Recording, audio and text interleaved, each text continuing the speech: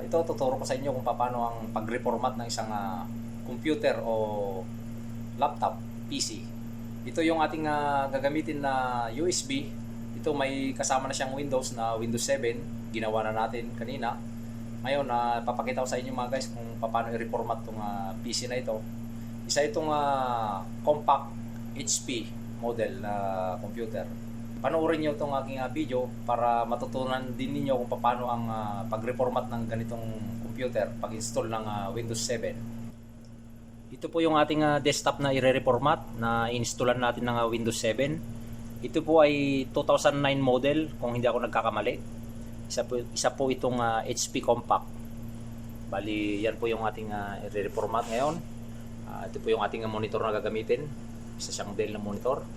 Bali yung atin pong Windows 7 nandito na po sa USB. Nilagay ko na po siya rito para hindi na po tayo gagamit ng CD or DVD.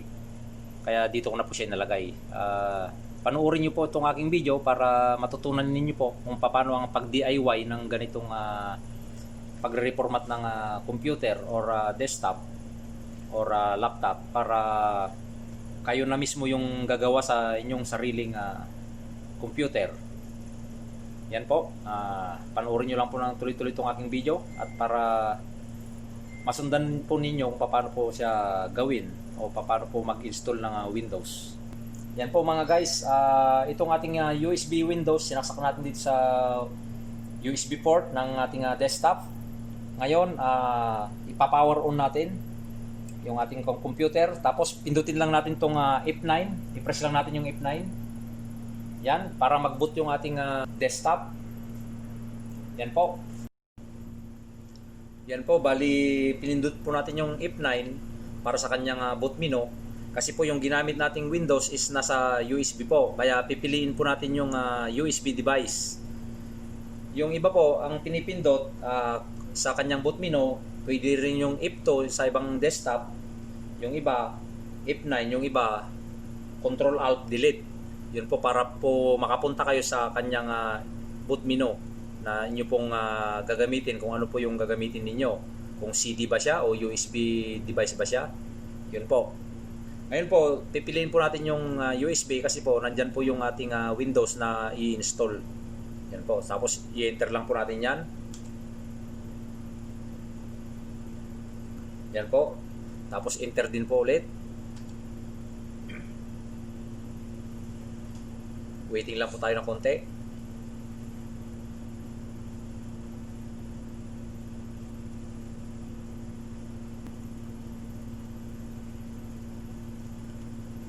Yan. Bali ang gagamitin po nating Windows is Windows 7 po. Yan, bali nasa language tayo, English. Ninix lang po natin yan. Next. Tapos ito po, install.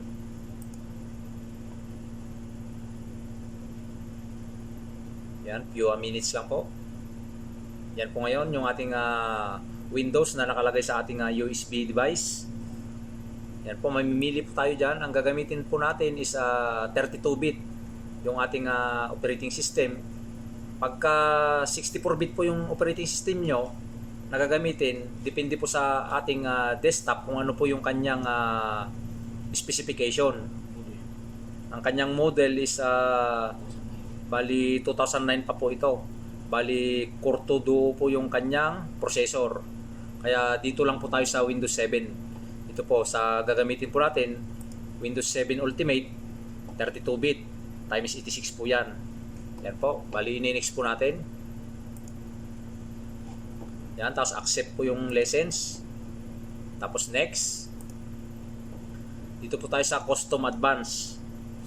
Yan po. Kasi po, i-reformat po natin yung ating desktop. Yan po, bali ito po yung ating system. Yung ating pong internal hard disk is nasa 500 GB po.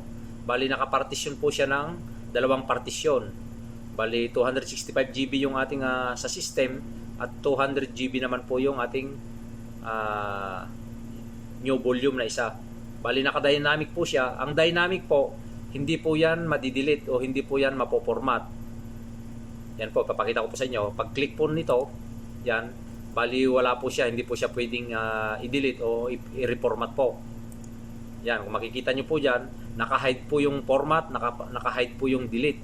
At saka yung extend, saka yung new volume, naka-hide po yan. Yan po, bali ginagamit po yung dynamic para safety po yung mga files nyo doon, kung ano po yung mga files nyo importante sa inyong partition. Yan po yung gamit ng dynamic para hindi po siya ma-delete o hindi po siya ma-reformat. Bali ang re-reformat lang po natin yung sa atin pong partition na letter C. Yan po sa system natin ito. Yan. Yan po, bali po-format po natin yan. Kiklik po natin yung ating system. Tapos format po. Yan, format. Tapos okay lang po yan. Tapos ini-next natin. Yan po. Bali installation po siya ng Windows. Bali antay-antayin lang po natin, nasa 25 or 30 minutes po yan yung kanyang pag-install. Yan po, bali nasa 82% na siya. Bali waiting lang po ng konti. Nasa 25 to 30 minutes po kasi yan bago mag-normal loading po yung kanyang Windows, bago natin ma-i-open. Yan po, nasa 90% na siya. Yan po, malapit na po siyang ma-install. Yan, restarting na po siya.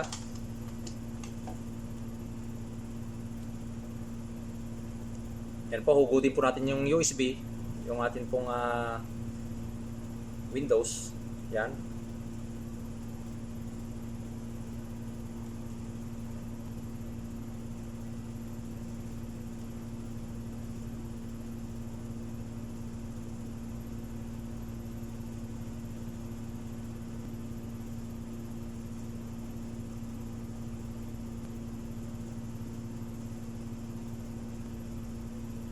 Yan po, bali completing installation po.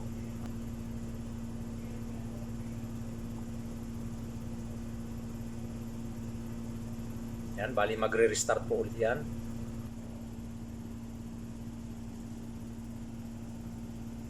Yan po, bali nag-restart po ulit yung ating computer.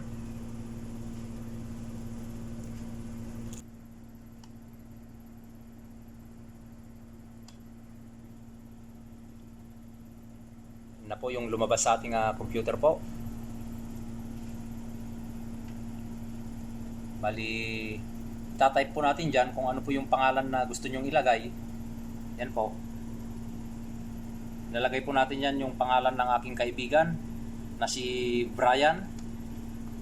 Kasi sa kanya po itong computer na to, itong desktop.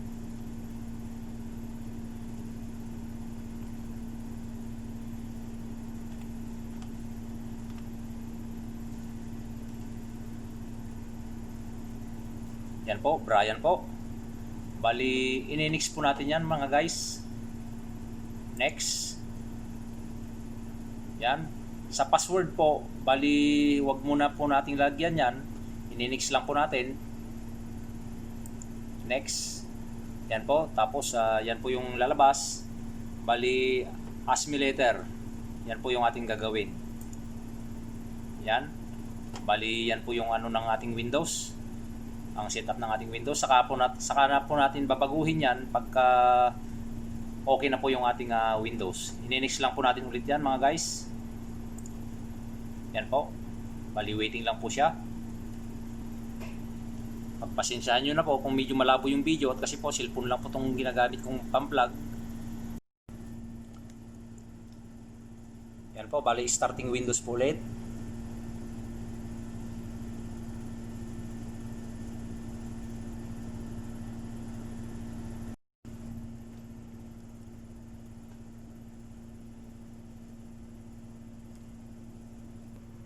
Yan na po yung lumabas sa ating setup ng ating Windows.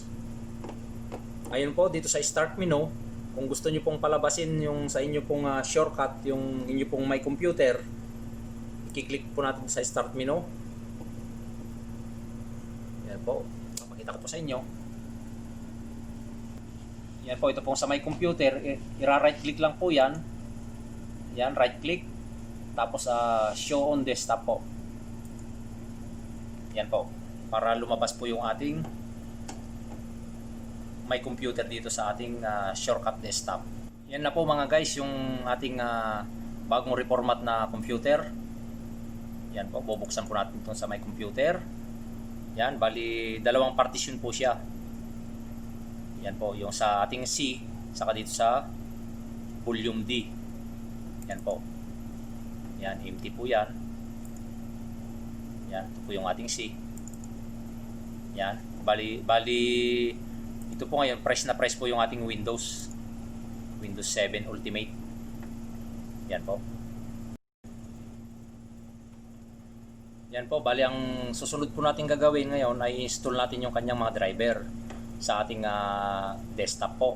Bali dito makikita kung alin po yung driver na hindi pa po naka-install. Dito sa My Computer, right click lang po natin yan. Tapos pupunta po tayo dito sa, yan po, right click, pupunta tayo dito sa properties. Yan po, click po natin yung properties.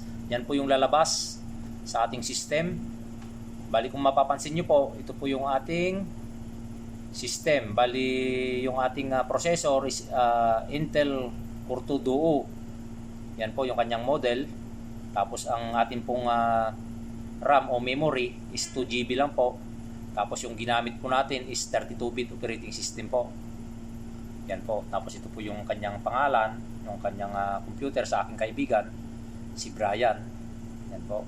Tapos pupunta po tayo dito sa Device Manager. Diyan po makikita yung kanyang mga driver kung alin pa po yung hindi naka-install sa kanya pong system. Yan, clinic po natin.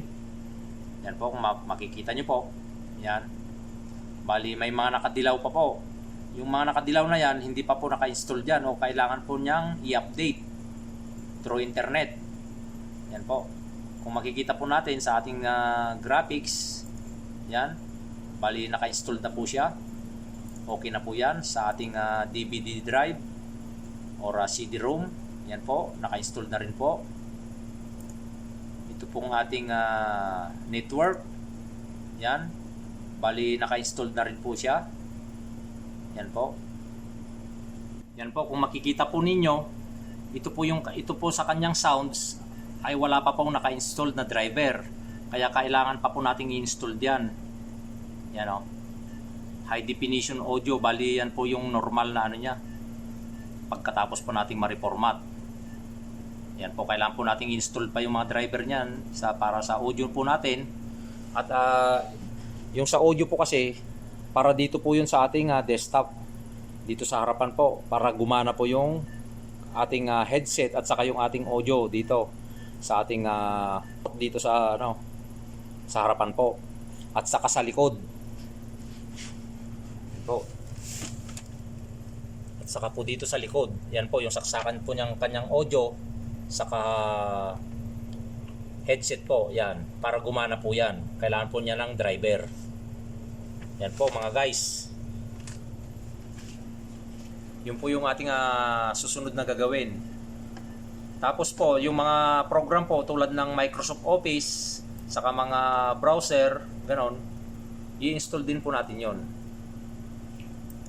Yan, para dito sa ating computer kung ano yung mga kailangan na program o files para sa kanyang complete installation po na magagamit natin. Yan. Panoorin nyo po ng tuloy-tuloy itong aking video at para matutunan nyo po kung paano po mag-DIY ng pagre-reformat ng computer. Yan po, bali i-install po natin yung kanyang driver sa audio. Yan, sa ating audio, tapos sa kanyang graphics, sa kanyang chipset. Yan po. Install lang po yan mga guys. Ganun lang po yung ating pag-install. Bali, mababasa po naman natin yan sa ating pag-install kung ano po yung ating gagawin. Yan po yung pag-install natin ng audio. Bali, ang install, kaya po kailangan niyang install kasi po, ito po yung sa atin pong desktop ay iba po yung nasa likod na kanyang saksakan o kanyang port, saka iba naman po yung nasa harapan. Yan po, bali ini-install na po natin yan, tapos ipipinish lang po natin yan. Tapos yung isa naman po,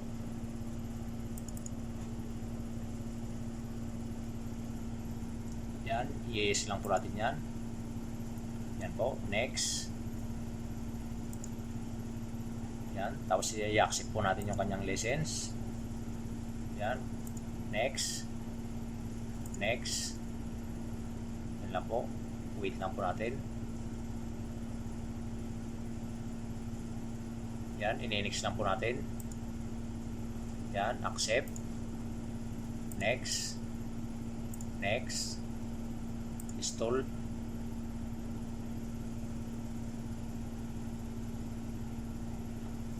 Yan. Bali, finish na po siya. Yan po. Susunod naman po yung kanyang chipset. Ganun din po. Next. Next. Accept. Next. Next. Yan po. Yan. Tapos susunod po yung ating graphics. Graphics driver po yan. Yan. Next lang po. Accept. Next. Next. Yan. Next. Yes. Next. Tayo lang po natin. Bali, yung pag-i-install po ng mga kanyang driver ay mababasa naman po natin sa ating program na ini-install kung ano po yung gagawin natin. Kaya madali lang po siyang install po. Yan, automatic po yan na magre-restart at mag-adjust po yung kanyang graphics. Yan po, ini-next lang po natin. Yan po. Sabi niya po dito, yes, I want to restart this computer now. Yes lang po natin. Kasi po nag-install po tayo ng mga program para po ma-refresh yung ating pag-install. Yan po, finish. Yan po. Restart po yan. Tapos mag-open na po uli ng Windows yan. Yan po, bali na-install na po natin yung kanyang driver. Kung makikita nyo po dito po sa My Computer Device Manager po, kiklik lang po ito. Tapos ito na po yung lalabas sa Device Manager. Yan po. Bali makikita nyo po yung kanyang display graphics. Yan po, naka-install na po siya. Yung sa kanyang DVD, CD-ROM. Yan po, naka-install na rin po yan. Sa kanya pong network adapter, yan po, naka-install na. At sa kanyang sounds, yan po yung ating in-install. Naka-install na rin po siya. Kaya okay na po yan mga guys. Ganun lang po ang pag-reformat. Pagkatapos ma-reformat po, install po yung kanyang mga driver. Tapos yung mga program po na kailangan ninyo, kung ano po yung program na kailangan ninyo. Tulad ng Microsoft Office, ganun.